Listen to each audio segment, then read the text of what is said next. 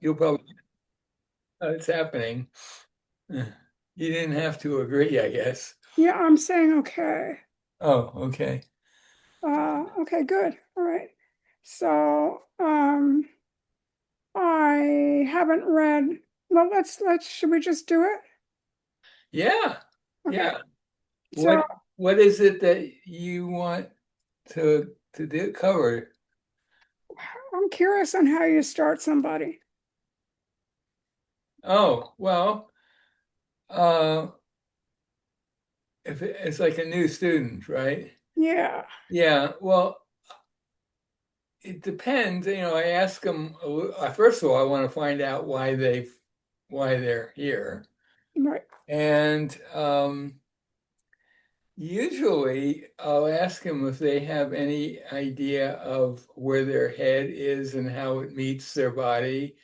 And the majority of people, it's never occurred to them. To, right, so I get them to map that.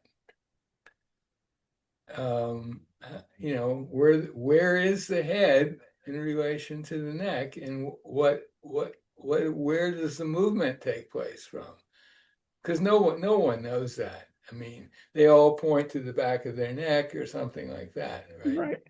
So I don't think we need to do that, do we? Do you? Yeah, yeah. So No, we don't need to do that. and then I you usually ask them if they have any idea what sits bones are about and if they can sense them, and just Uh-huh. get them to explore moving around their sits bones, front to back, side to side. Um, just because it's a little bit of body mapping. That's most of the body mapping I do for a while, but just because that's pretty important. And Oh, yeah. yeah, That's interesting. yeah. I'm gonna I write that mean, down. um, what do I do next? Well, it depends on what it was they came for. I mean, if they're a singer or voice is the issue, I get them to sing or read something. If it's Uh-huh. if they're on the computer a lot, have back pain, I try to get them to set up the camera so they can see themselves usually from the side. What do they do when they use the keyboard? And So, okay, so you look at them when they're typing. well, yeah, because that if they're in pain Mm-hmm. because they feel like they're in pain because they're spending a lot of time at the computer, I figured they might as well find out what they're doing when they're typing. And looking people, I mean, a lot of people tend to push their head towards the screen, or sometimes when they move their arms to the keyboard, they do something weird with their shoulders, or I mean, I have no idea what to expect from most people. Right. You never know what someone. So then you proceed to correct them. Oh, I don't correct people. Well, I mean, Yeah, you I suggest just I maybe that yeah, I just things would point go out. easier for them if they. Yeah, one of the reasons I record these in lessons is that I want them to see it. And a lot of people have never seen themselves from the side. Right. So it's quite a revelation. Or they may have seen it like when they're trying on some clothes in a store. Mhm. But most people really have no idea what's going on front to back, you might say, or sideways view of themselves. Um, and well, I mean, I, So this I is try really to get to what's that? basically how one would do a lesson hands-on, how one would start. Well, these are all hands-off lessons. Yeah, Yeah. exactly. Oh, well, yeah. Right. And I mean, different people have very different reasons for coming. And so sometimes um, that need is so paramount that it seems crazy not to address it pretty quickly, at least, Mhm. get started on it a little bit because sometimes they're in a lot of pain. Sometimes they can't sit in a chair, Right. So okay, so can't Uh-huh. do that right now, but um so yeah, and the other thing, so usually that little body mapping bit takes up a good part of a first session because it is pretty How long are your sessions? officially 30 minutes, Yeah. Uh-huh. but I always go over pretty much. Yeah. Uh, But that's good. That's good. yeah, yeah. And then the the only other time in the early stages, let's say that I would do some body mapping is usually second lesson, or maybe the third, depending on, again, what's going on. I get them to map their shoulder girdle. And, I get them to find these joints and get them to move their arms up and down, knowing there's movement in this area. Because most people think that the only joints that are relevant um, are here, somewhere in here.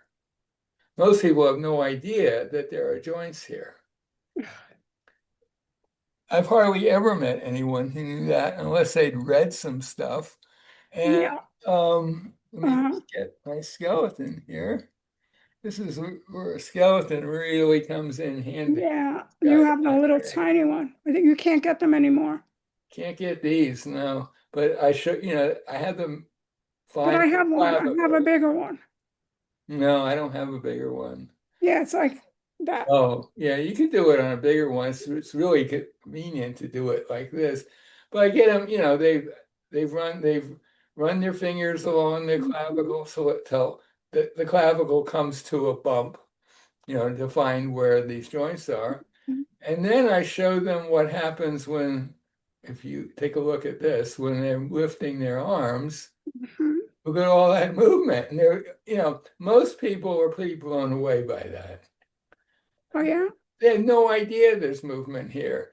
And not only I also point out that those two places here are pretty much the only place where their shoulder girdle attaches to their torso. Now, that's not 100% true, but it's about 95% true. This is the place, right? Mhm. And so it's if that's where the place is and there's movement there in this region, I kind of, say, don't worry about the details, but Mhm. that this little area here is moving whenever you're moving your arms. Even if it's just moving your arms forward to get to a keyboard, there's going to be some movement here. Um, I get them to explore doing that activity with the knowledge that there is movement here. Now, a lot of them want to get really into the weeds about what kind of movement it is. And, I say these are kind of like ball and socket joints, but they're very shallow sockets. They're not technically ball and socket joints. But I say, well, don't worry about anything about it other than the fact that there's movement and just knowing that as they move their arms. So, for example, I might ask them to raise, before I even get to that, I might ask them to raise their arms as high as they can do without any strain. They're not trying to reach the ceiling, but just what's a comfortable range. Mhm. Then do the same thing, but just knowing there's movement here. And always, I virtually never had anyone that didn't notice their arms got a lot higher.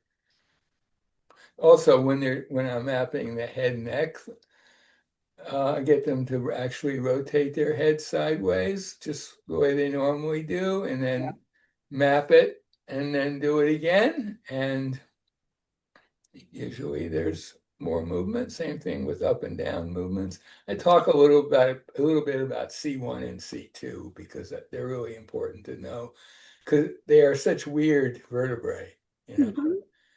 They Uh, are, yeah. I mean, they are the weirdest vertebrae of all.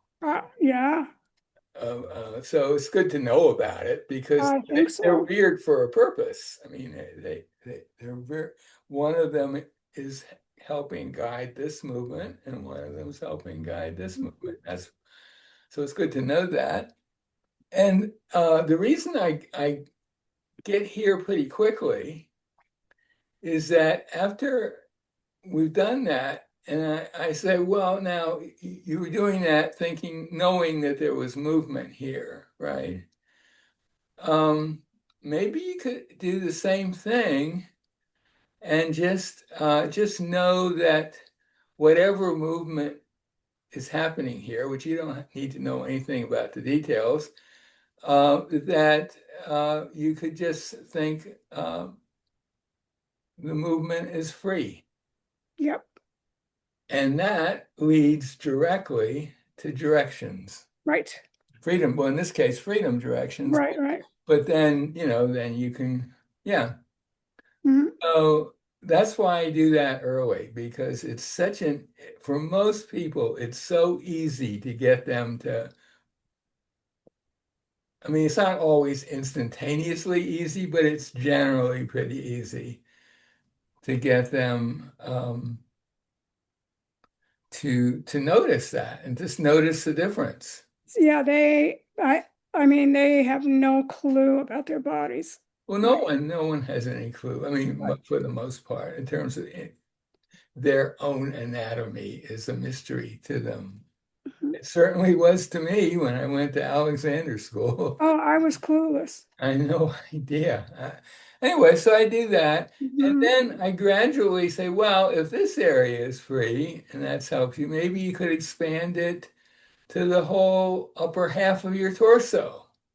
And maybe you could expand it to your whole torso. And maybe you could expand it to your whole body.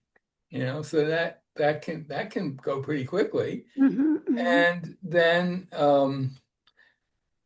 again, the things I'm talking about are what I would do with most people, but a lot of people there's going to be little sidelines because they have some specific issue that's pressing. And if it's useful, I'll go into that too. But that's how I get them to start exploring freedom directions. And I might just get them walking right away and using those directions as they walk. Yeah, Now, what I do with directions in general is I tell students it's really important that this is working. You don't want to believe me, you want to actually know for yourself that um, that it's useful. And the way I've found works the best, it's a little tricky. It takes a little time to get people into this way of thinking, but I say, well, you could, like say with walking, because I think walking is a great activity to start with agree. for people. Mhm. And some people have really cramped apartments. It's hard to find a place. Some people have fantastic, Mhm. place. But I say everything I do talk about now, you could do outdoors, on a sidewalk or you walk Sure, in your house or whatever. sure. Um, I um, I I I say, well, if you're walking, let's say you have some place where you can walk a reasonable distance, um, that I get them to start exploring walking using the, the thought, I'm free, and then shifting over to a nonsense thought. And I tend to use colors like I'm green. I'm blue, I'm Oh, purple, yeah. it doesn't matter. The Mhm. point is, it's a thought that it's not going to affect anything, Mhm. right?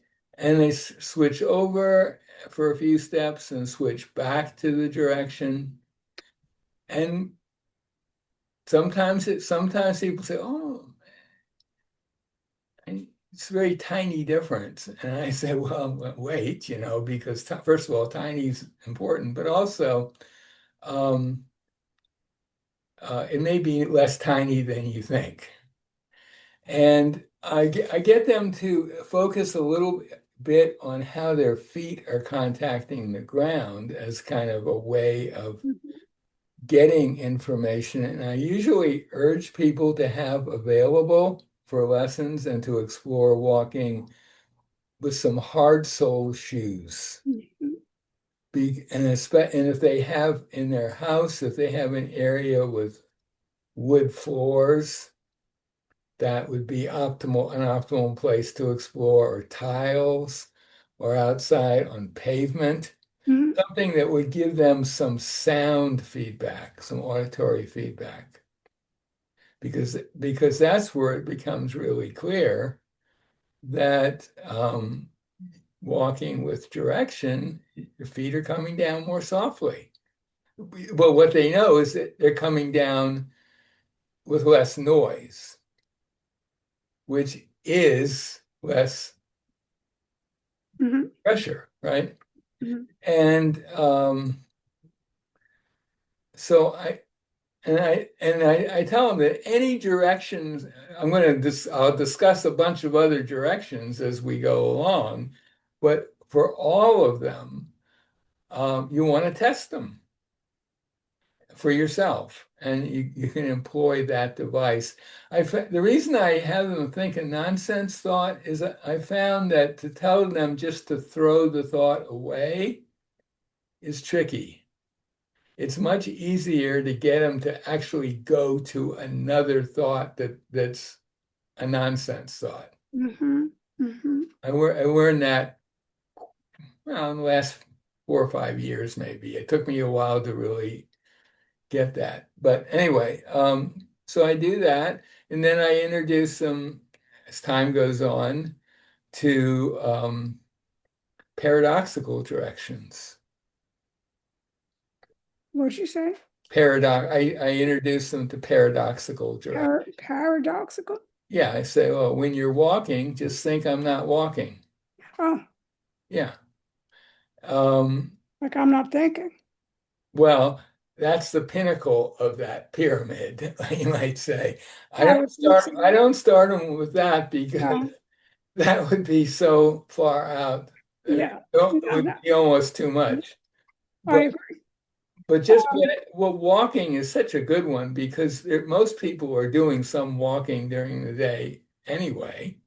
Why not use that as Oh, a absolutely. place to learn stuff? Yeah, I always had walking in my every lesson I taught, Yeah, yeah, no, just about. yeah. And so yeah, that's great. I hadn't thought of using a nonsense direction and flipping it, to see what the difference might bring. The other thing that's really helpful early on is if they do notice that things are easier when they think a direction, Mm. especially let's say it's a direction like maybe maybe a negative direct, or it could be free, it could be a direction involving the neck, right? So my neck is free, right? Or if it's a um, yeah, my neck is free, for example. And they'll notice again when they're using that with walking that there's more pressure. And I point out to them that all they've done is think a thought about up here and it's affected their feet, which, there's no direct connection from here to your feet. It has to travel through your whole body to get to your feet. And that that that's something I say, this is something you should ponder for a while on your own, because it does get them into mode of thinking about the whole body is doing stuff. It's not just one little part, you know. Right, So right. do that. And then and some people, negative directions can be a little tricky for some people. And so, if they really can't deal with it, then we just stay with freedom directions. And Who started, was it Missy Vineyard who started Mrs. using Vineyards, yeah, and she was the one who really got that going. And it's in her book, this whole section. She said, you could it? lie on the table and think I'm not lying on the table, Mhm, stuff like mhm. that. And um, a lot of people in the Alexander world noticed that and started using it. I mean, she really was onto something. The thing that was sort of interesting, though, odd about it, was that she never really followed up on any of it. It seemed like she dropped that little bomb on the Alexander That's world, pretty wild. and then she sort of disappeared. You don't really hear much from her. But anyway, she was the one. Yeah, it was fantastic. Just like Jennifer Roy Frank Right. Lee for Freedom Directions. Mhm. She's the one who came up with that. The only direction I claim any credit for, I used to say the direction I'm not doing was my idea, but it turns out on closer reading of Missy's book, she actually has pretty much Ah, the exact same direction. got it. But the I'm not thinking, which you don't want to necessarily bring out in the first couple of lessons, but that to me is the most powerful direction of all. For me, it's amazing. So I Yeah, agree I mean, totally. and I think it's because it's if there's moving, if there's some doing, there's going to have to be some thinking that comes first of some sort.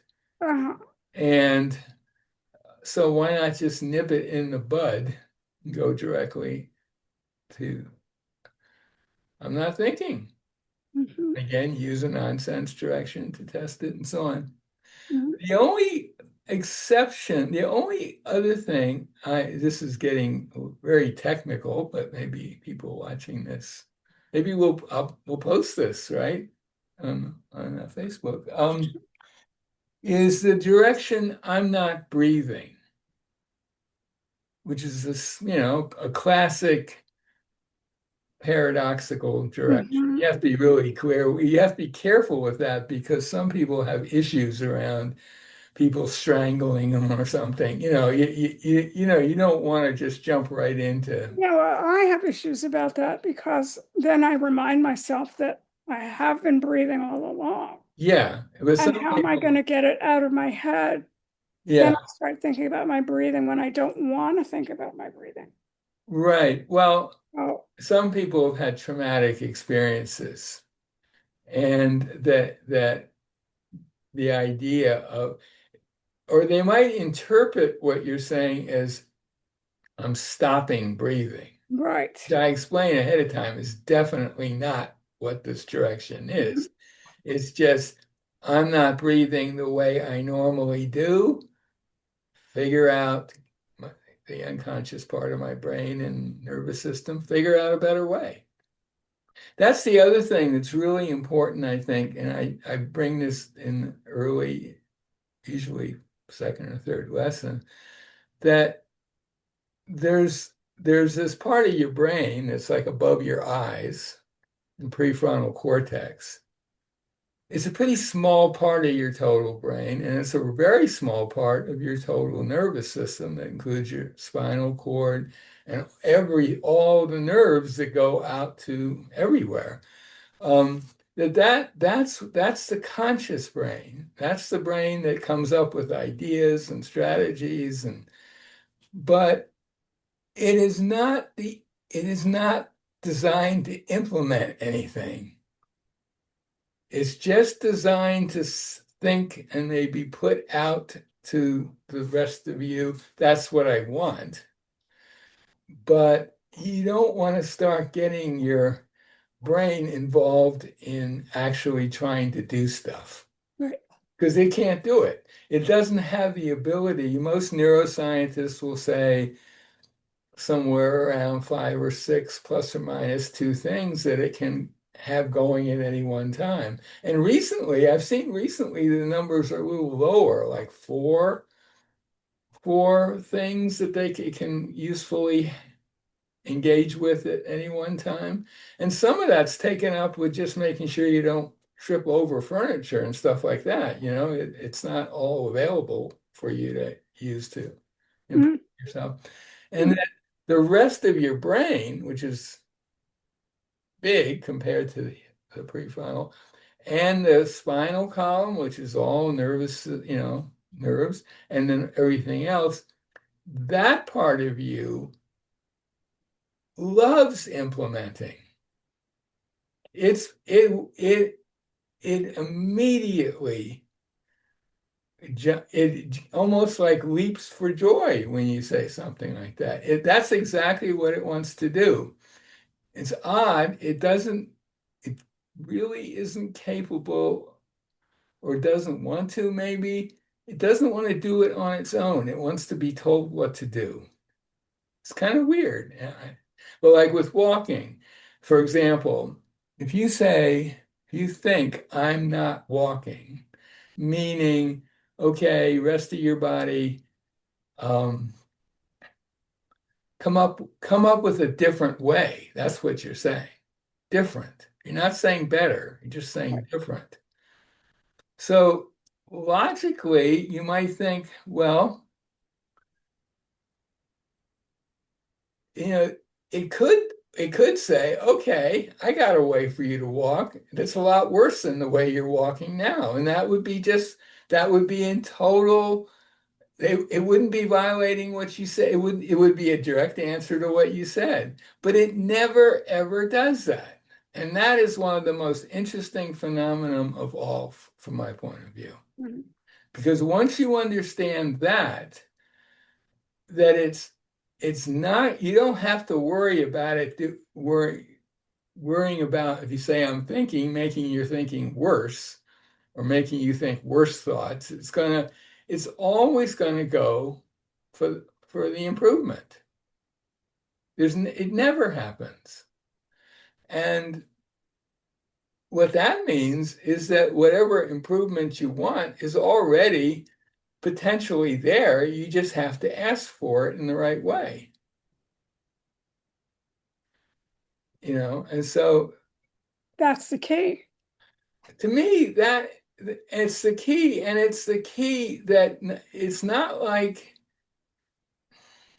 it's the key that Alexander himself understood. You can read the accounts of his diary of George Trevelyan on the first training course, and Alexander says, none of my students will believe all they have to do is think the thought, and that'll do the trick. They're all slaves to their muscles. And all of the first generation teachers said not the exact, they didn't phrase it the same way, but they all said the same thing, that you don't want to be implementing directions. The way to make a direction work well is just to put it out there with ideally, no interest in what's going to happen. Be Mhm. surprised. No plans for it. Just, hey, I'm not walking when you're walking, or I'm not climbing the stairs when you're climbing the stairs. And they all come at it from slightly different angles, but they're all saying exactly the same thing. And it's kind of interesting. I mean, it's one thing for me to give directions to myself. Mhm.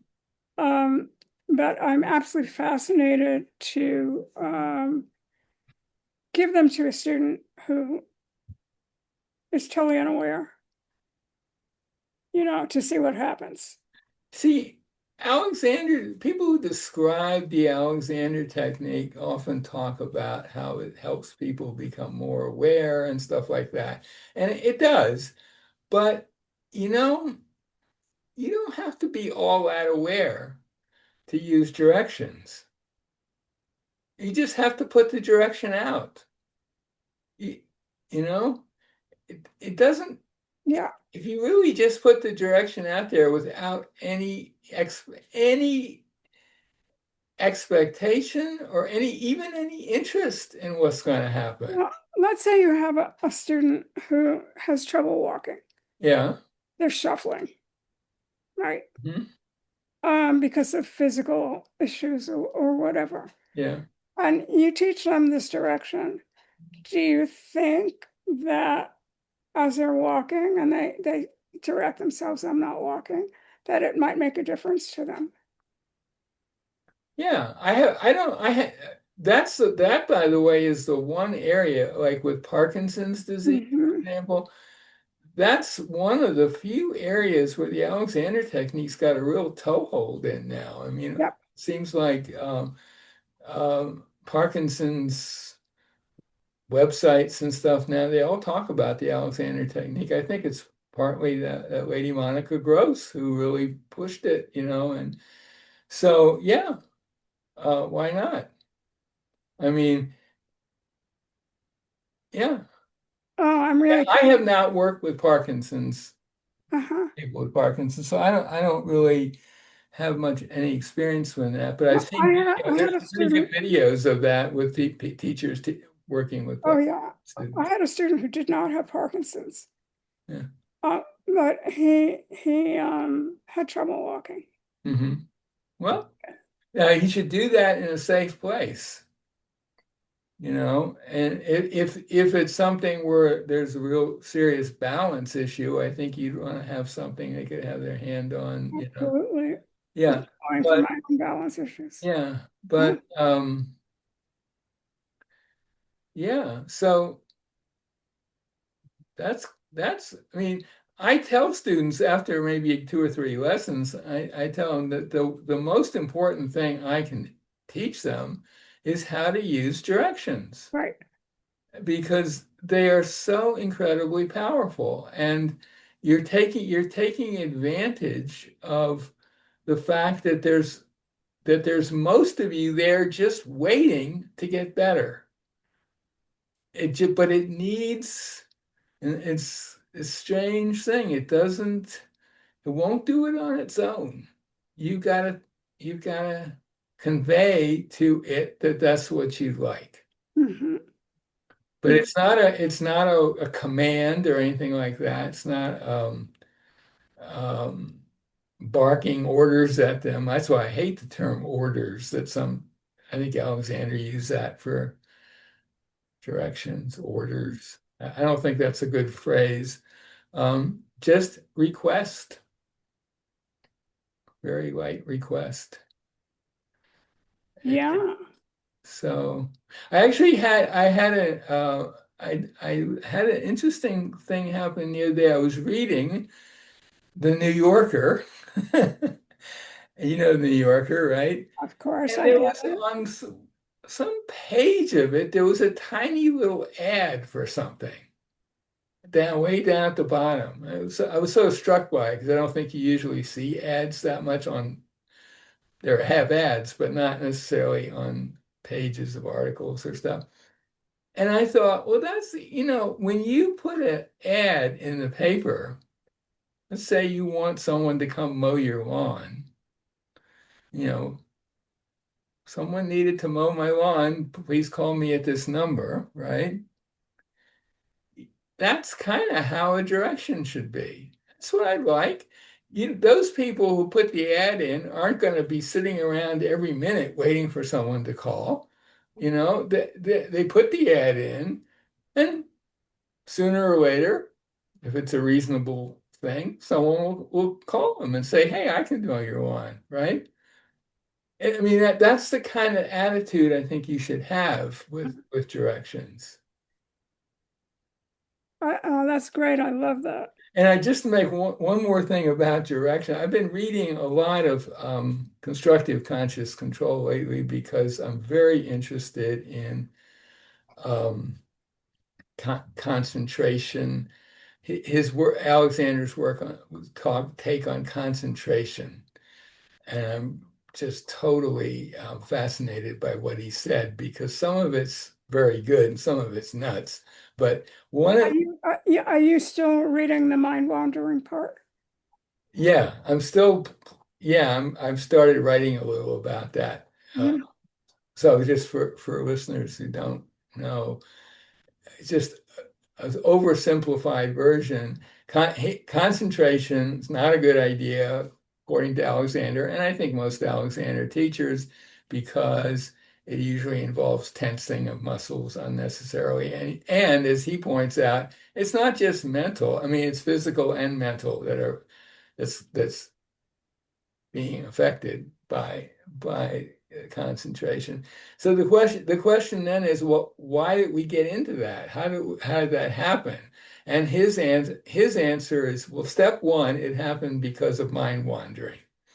Mind wandering means your mind just goes in all kinds of weird directions, most of them useless and get in the way. And that's why, for example, I'm not thinking is such a useful direction. Okay. But then the question is, why mind wandering? Why? And his answer is because our use is so terrible compared to, say, primitive people. And he goes on about that a lot. He says they do things we couldn't imagine doing. Mhm. And you're reading that and you almost think, wow, maybe we could learn from them. But no, Alexander says, actually, the only reason they're so good is they're doing the same stuff over and over again. Nothing new ever happens in their world. And so, on the other hand, we humans are caught up in the Industrial Revolution and new technology. Things are changing quickly. So, it's harder for us. Now, someone might say maybe it would be better off. It's the same thing he has in Man's Supreme Inheritance about the savages being Yeah, yeah, yeah. you know you, it was one reason why I didn't want to do it with MSI because it's not a great book from that point of view. But yeah, so he says the reason why people are mind wandering is that they know they're not doing things well. They're aware of it and they're doing it, but it's not working, and their mind's going in all kinds of directions. Mhm. And then someone says, well, what you got to do is concentrate. Don't let your mind go in all those directions. Concentrate on this one thing, this one screw that you have to tighten on a bolt on the assembly line, right? Just focus on that, and that's what you should do. So that's an oversimplified version because he does distinguish between things that are simple and things that are complex.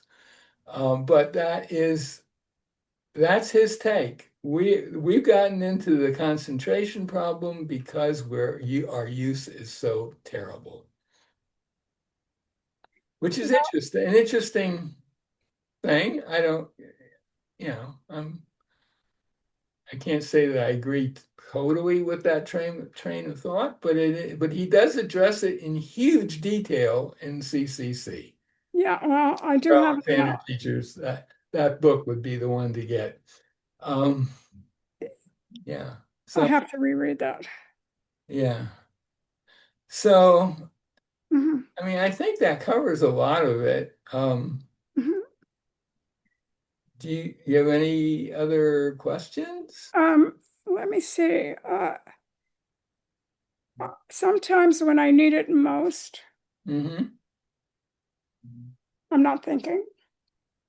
I forget to give myself a direction That happens all the time with all the time. anybody. Yeah. And I think that you just have to accept that Oh, totally. You and might just even, hopefully with that, new students, having them say walk back and forth in a hallway or something with a direction, mhm. most of them are going to lose it almost right away. But if they when they notice, they just bring it back. Just bring it back. Yep. It's no big deal. It's not a big deal, right? You just, you know, you're not gonna. Marge Barstow used to, people would say with Marge, well, maybe we should be thinking about our necks all the time. And Marge said, no. She said that would be incredibly boring. And who wants to do that with their life? Exactly. Um, but you can use it whenever you happen to think of it, or if you know ahead of time that something might be a little stressful, do a little self-directing, and Mm-hmm. Mm-hmm. that's pretty, I mean, there are a lot of other specific things that I do talk a lot about center of gravity and how you can manipulate it to your benefit. I think that can be helpful. Um, But, I think it's mainly getting people to learn how to use directions. Um, Not so much to know what the directions are, because they're pretty simple, but to know how to use them. That is the main thing Right. it's a challenge it's a challenge for me. I think it's a challenge for You everybody. get caught up in something, especially if you use a direction and something good happens. And you just want to go to that good thing. Oh, look at that. My feet are so soft on the floor. And you've lost the direction and Uh-huh. yeah. But that's just par for the course. You've told me that you use it when you're swimming. That Yes, walking and swimming are two activities that I tend to use I a use it when lot walking. because, there's nothing else going on. Uh, yeah, I use it when walking, and it's pretty. I use it like all the time when I'm walking. yeah. Um, and the You were changes you were you're using it at work too, right? that's where I messed up. Yeah, because we're not going to discuss your work right now. Well, in a tense situation, I mean, the past couple of times I forgot to use it, and I said, "All right, this has to change. At some point, it will change. At some point, it'll be automatic. Like when I'm walking, it's automatic. Yeah. I start directing myself.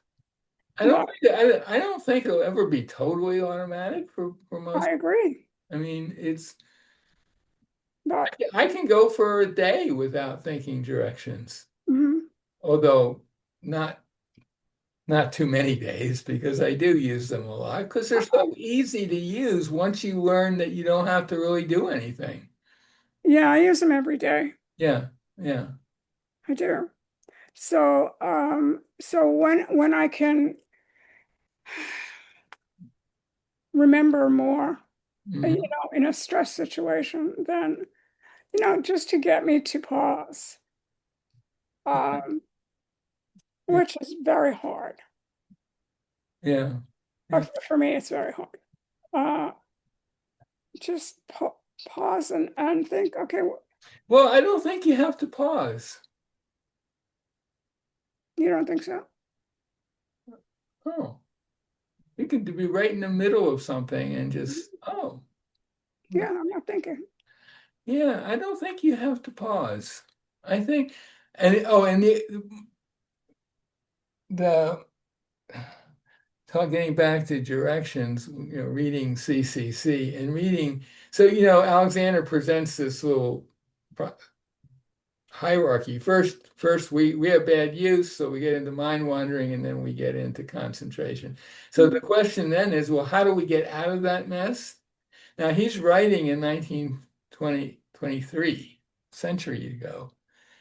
And he basically says, in so many words, well, you go to an expert like me. I mean, but yeah, I'm thinking, yeah, but it's 1923. How many experts are there in the world? Maybe half a dozen of him and his brother and a couple of people around him. And he says that they have to learn how to project these orders. And there are like four or five of them, depending on neck free, back to go, length and wide, and all that stuff.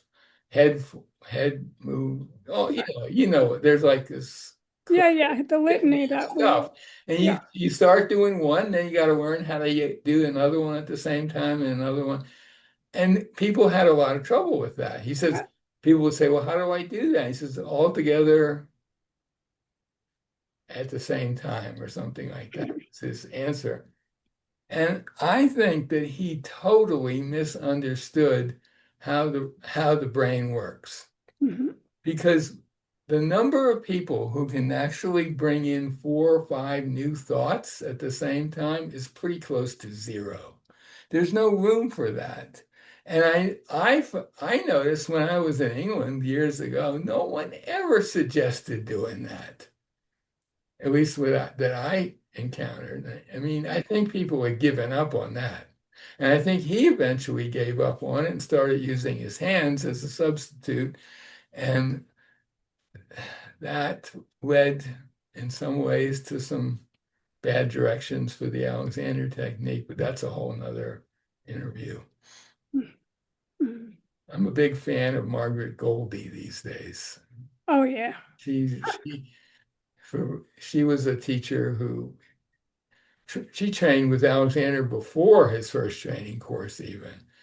And she says, well, she said, all of the training courses should be shut down, and maybe we could have one that would actually teach the technique.